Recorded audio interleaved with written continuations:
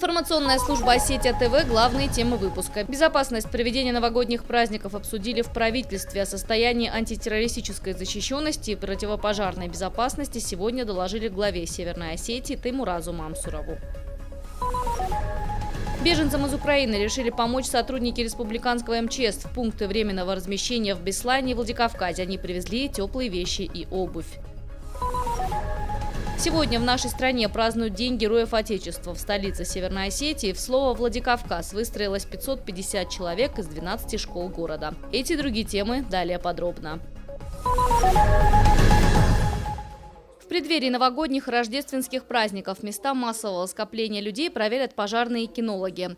О состоянии антитеррористической защищенности и противопожарной безопасности сегодня доложили главе Северной Осетии Теймуразу Мамсурову. В праздничные дни по всей республике пройдет более 1000 различных мероприятий. За порядком будут следить сотни полицейских. В новогоднюю ночь к патрулированию подключат свыше 100 военнослужащих. В эти дни запрещена парковка автомобилей вблизи мест, где пройдут новогодние елки и концерты. Также нельзя использовать салюты и фейерверки без соответствующего разрешения. С органами Министерства внутренних дел проводятся совместные рейды с целью выявления мест несанкционированной торговли пиротехнической продукции.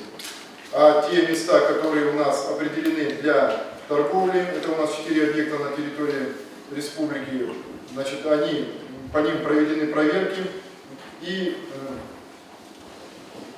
в адрес этих организаций даны соответствующие памятники, направлены образцы инструкций. Проект инвестиционной стратегии развития в республике до 2025 года представили сегодня в правительстве. Этот документ – один из главных для благоприятного инвестиционного климата в регионе. Основная цель – привлечь дополнительные средства в республику. Это позволит активно развивать инфраструктуру с использованием механизмов государственно-частного партнерства и предпринимательской деятельности. Нет у вас достаточного времени или квалификации, это вполне понятно, чтобы вникнуть в его тему, в конкретный какой-то вопрос. Отправляйте напрямую туда, отправляйте в министерство. Его задача принять, зафиксировать, зарегистрировать заявку и дальше работать вне зависимости от того, на каком уровне идея попадает туда на входе. Просто эта идея или это уже готовый проект бизнес-плана. То есть всю этапность до момента реализации агентство должно на себе замкнуть, взаимодействуя, естественно, со всеми остальными структурами. Останется ли это только на бумаге, красиво в теории, как сказал председатель правительства, или реализуем мы это на практике, зависит от того, как мы будем коммуницировать и взаимодействовать. В рамках разработки стратегии проведен комплексный анализ социально-экономического инвестиционного развития. Кроме того, сформулированы основные перспективы на долгосрочную работу. Документ подразумевает привлечение иностранных спонсоров, а также развитие внешнеэкономической торговли со странами дальнего и ближнего зарубежья и странами СНГ. Также определены точки экономического роста, среди них промышленность, производство строительных материалов, энергетика и туризм. Рая Дзантьева, Алан Гасанов, Осетия ТВ.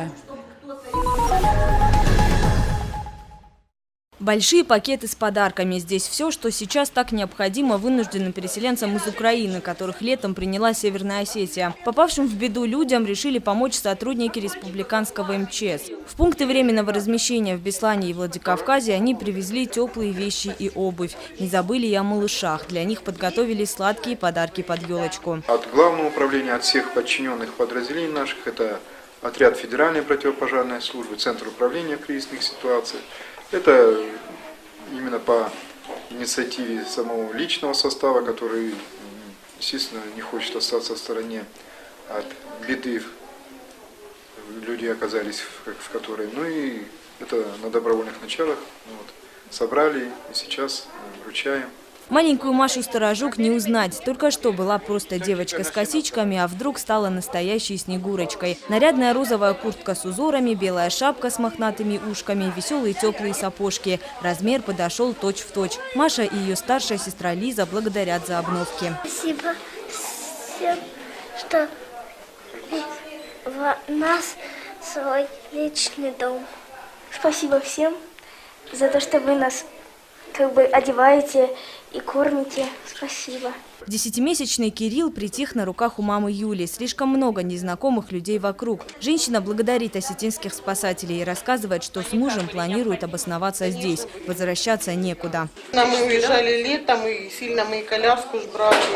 как бы ребенок сильно не унесешь много. Поэтому вещей, да, у нас не было, теплых тем более. Что здесь дают, то у нас есть. Со всеми беженцами пообщался начальник республиканского МЧС Александр Харужий. Он предложил помощь в решении организационных вопросов. В основном просьбы касались оказания медицинской помощи, регистрации по месту жительства. Александр Харужий выслушал каждого, записал все просьбы и обещал разобраться. Яна Гайгиева, Ирина Санакоева, Алан Кайтуков, Осетия ТВ. Незаконные постройки, прорванные трубы и разбитые дороги. Горожане обратились к главе администрации Владикавказа Сергею Дзантьеву со своими вопросами в надежде получить помощь. Одна из самых актуальных проблем – отсутствие асфальтового покрытия на дорогах, ямы, рытвины. К некоторым домам отказываются подъезжать таксисты. Доводим до вашего сведения, что на нашей улице Костанаева, от Барбашова до Островского, всего около 80 метров, отсутствует дорожное покрытие. Не соблюдены ни одни стандарты дорожного полотна. По словам Сергея Дзантьева, все дело в нехватке финансов. На полную реконструкцию одной улицы необходимо в среднем около 30 миллионов рублей. Средства на решение дорожных проблем на 2015 год еще не выделены. По словам мэра, как только финансы поступят, проблемами займутся вплотную. Да, мы обещаем, чтобы мы туда заехали. Мы поедем, посмотрим, в январе какие будут деньги, оттуда будем исходить. Пока приняли к сведению. Выслушав граждан, Сергей Дзантьев сразу дал поручение ответственным структурам. В ближайшее время они займутся решением этих вопросов. Следующий прием планируется на март 2015 года. Сабина Алборова, Фатима Макиева, Михаил Безуглов, Осетия ТВ.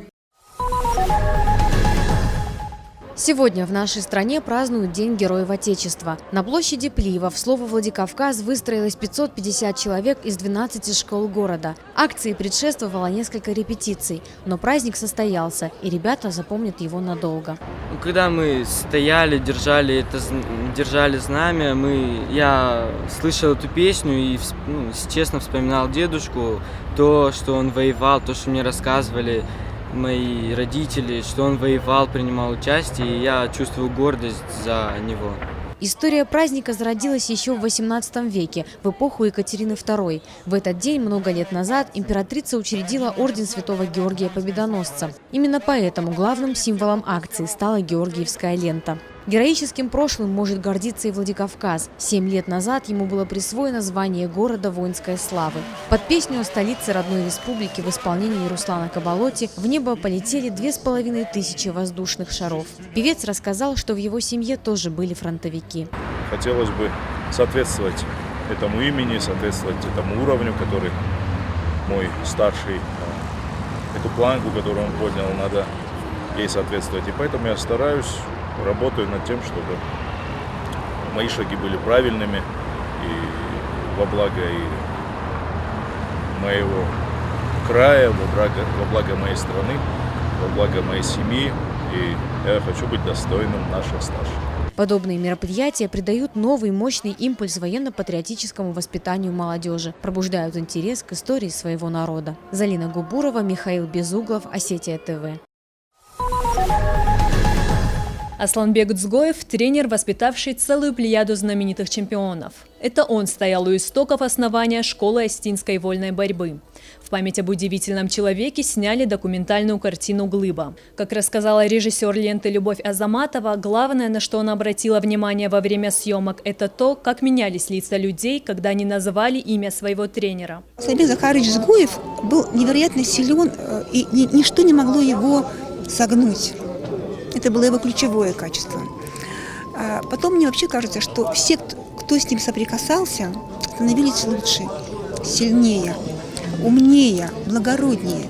Вот мне кажется, что я, пройдя через тропы его жизни, через его жизнь стала сильнее. Асланбек Дзгоев обладал удивительной силой воли. Еще в детстве проблемы со здоровьем научили его тренироваться до изнеможения, бороться вопреки всему.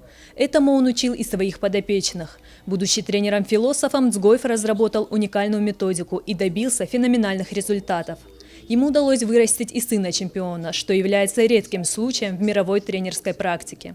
Не скажу, что я хотел заниматься спортом, даже, можно сказать, не хотел заниматься, смотрел как не на главное, но это в принципе есть. И отец никогда акцент не делал на спорт. Он мне ничего не говорил. Он говорит, ну, занимайся как ты. В принципе, это не главное. Профессиональный спорт – это не главное.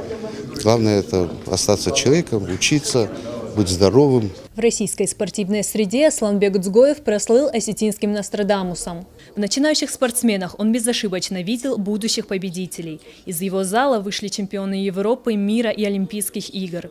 Некоторые из них продолжили дело своего наставника и стали заслуженными тренерами СССР и России. Асланбек Цгоев является бессмертным примером для молодых борцов и эталоном тренерской мудрости. Мадина Сханова, Залина Губурова, Алан Гасанов, Осетия ТВ.